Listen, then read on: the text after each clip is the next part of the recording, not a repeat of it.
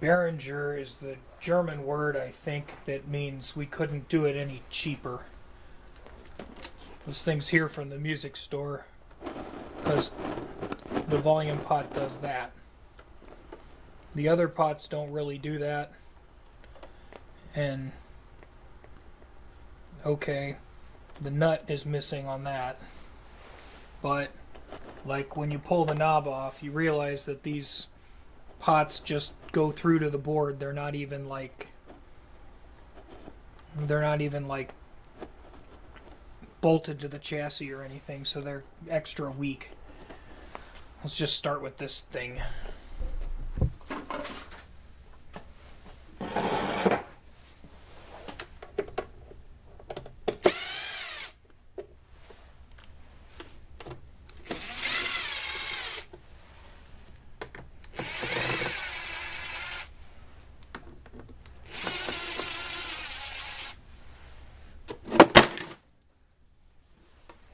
I caught it.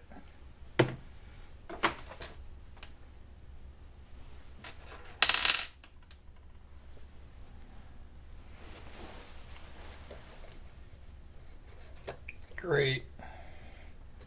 They soldered the speaker in and zip tied it. How nice of them.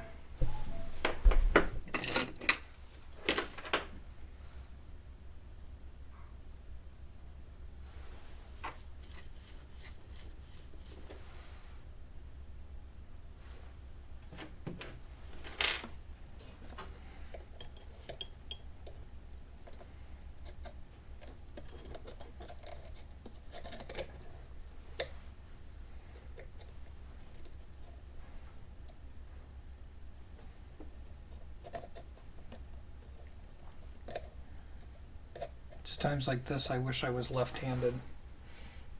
The iron doesn't quite fit where I want it to fit. Put a little more low melt solder on that. Help make a bridge and get some heat going. There we go. Okay. Speaker is officially detached.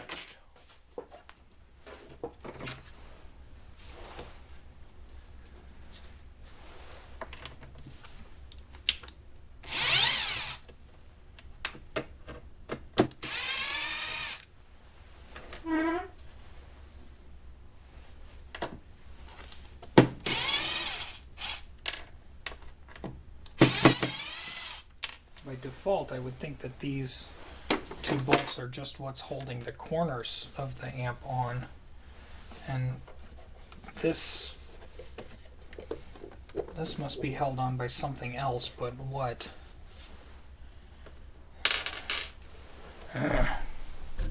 Okay, so these plastic caps have clips on the corners and you have to pry them off, and they don't like to come off.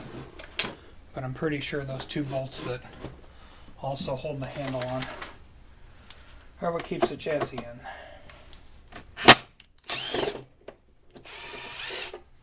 Sure feels like it. I really don't want to take the handle too, but yeah, those are mighty long bolts. Now, is this just staying in here by its own volition? No, there are also a couple of other screw-em-bobs down here, two more.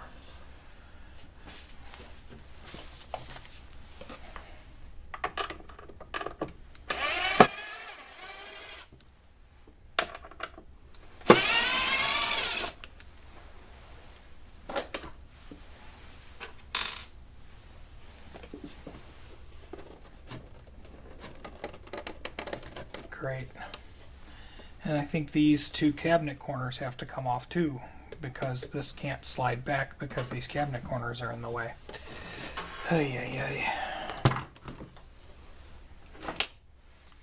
Behringer, let me count thy ways.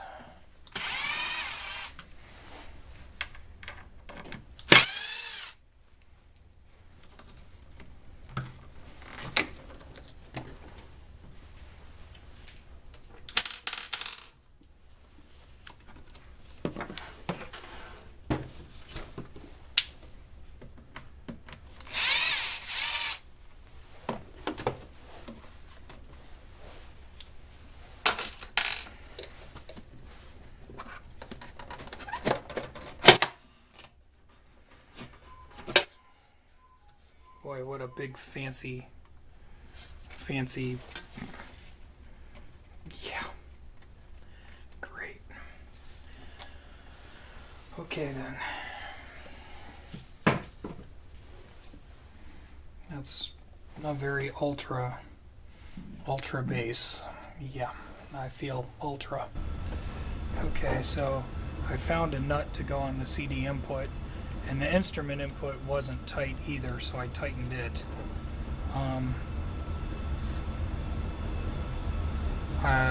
Yeah. So I think I'm just gonna quick retouch the solder on the pot itself, and then we'll try to clean it and see if the world shines upon us or not. Gonna find out.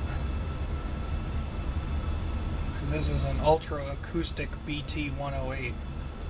It's really ultra. I mean, look at all of that ultraness. So ultra.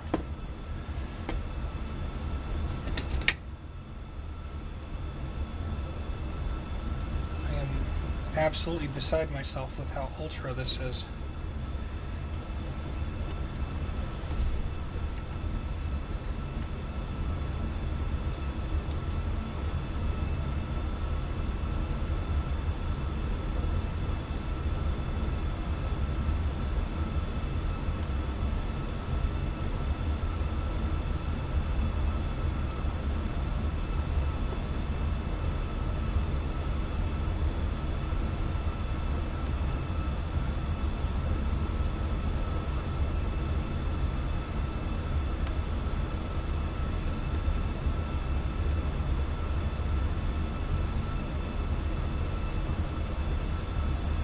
Well, if there was any damage to the solder joints, that's been undamaged. This pot's pretty well sealed where the legs go in and stuff, so the only way we might be able to get in is via the knob. So we're going to try some contact cleaner.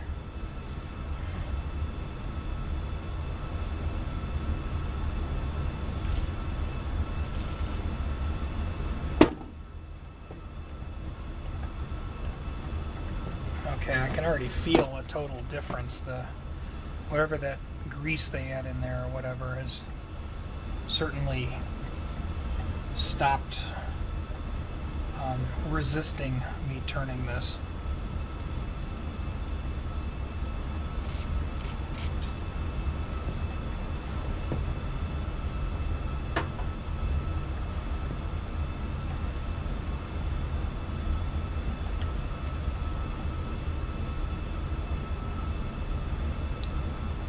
Pot just wiggle sticks around so much, and that's like, it's the pot itself. It's got like wear on its plastic turny bit. It could just be a plastic shaft though. It doesn't necessarily mean that the pot is whiffed inside, but you never know. Okay, so if I'm going to turn this on, because it's got one of these, I don't know if that's I don't know what that is. Let me see if I can read it. 2030A, D2030A. That's probably one of those TDA chips. So I never turn on a TDA without a speaker, because the times I did, I learned the hard way that TDAs don't like to be turned on without a speaker. So I'll just take our junk speaker that we don't care about.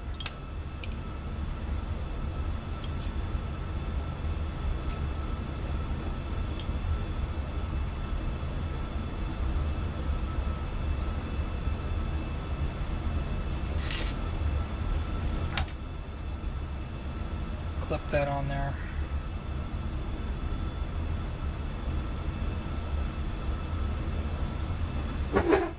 I guess we get to kick the tires and light the fires.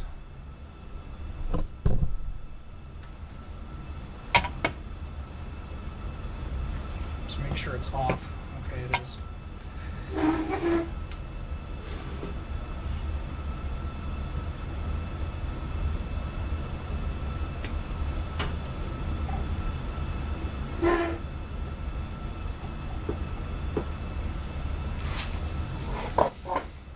Okay, so we'll turn it on now. Well, what do you know? It's definitely on, but I don't hear it scraping and scratching anymore. So apparently it just did have shmoo in it. Because it's not clicking like at all like it was.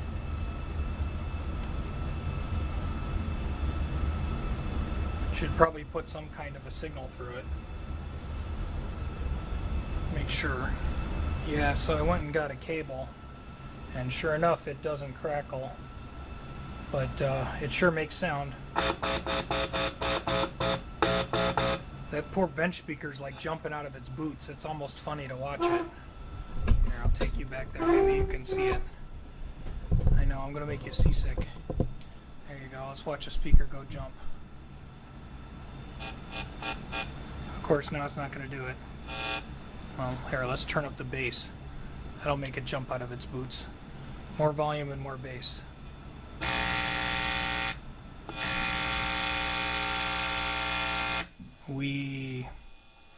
Okay, that was fun. So, yeah. That's pretty much a level 1 fix, but that's okay.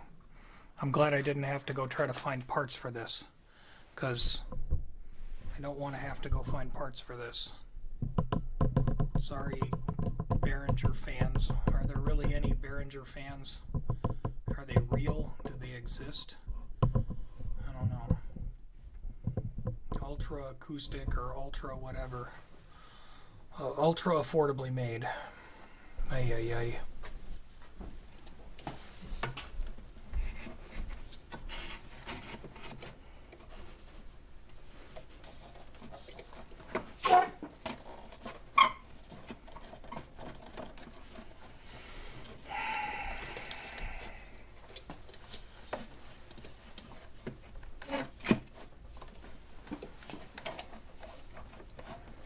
What's the wiggle? Keep wiggling it till it fits.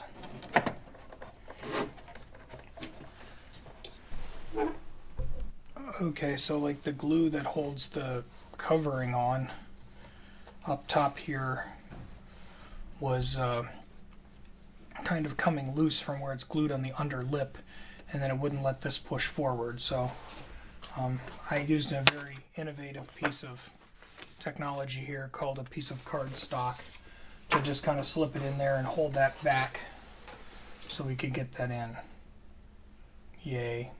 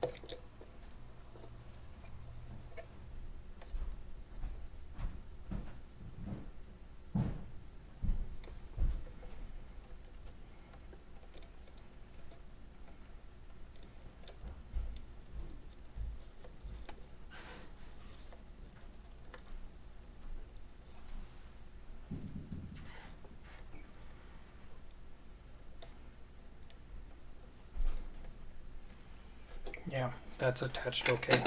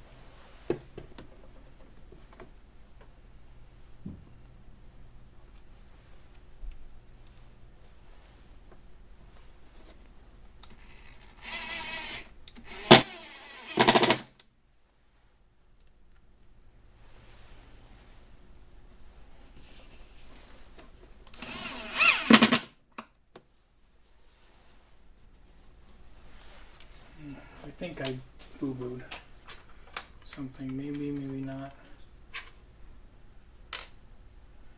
Got a couple fatter screws and a couple slimmer screws, and I want to make sure I didn't mix them up. No, we're fine. These are they're the same. It's just some of them have a darker paint job than others. Time. It's gonna get you.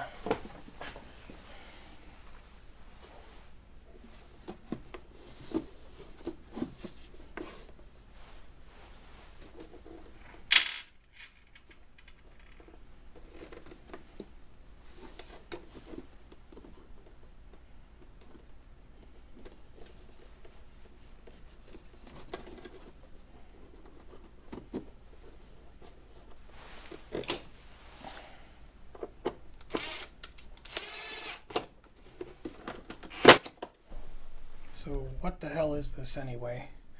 The front says Ultra Bass BT108, but on the back it said Ultra Acoustic BT108. So which is it? Manufactured in August of 2005, I believe. That's not wiggle sticking anymore. These all wiggle stick because, I mean, and that's quality, man. You wiggle the one and the other pots just kind of jiggle jaggle with them. That's quality. Helps if I have the power on, huh? There we go. That lovely solid state pop.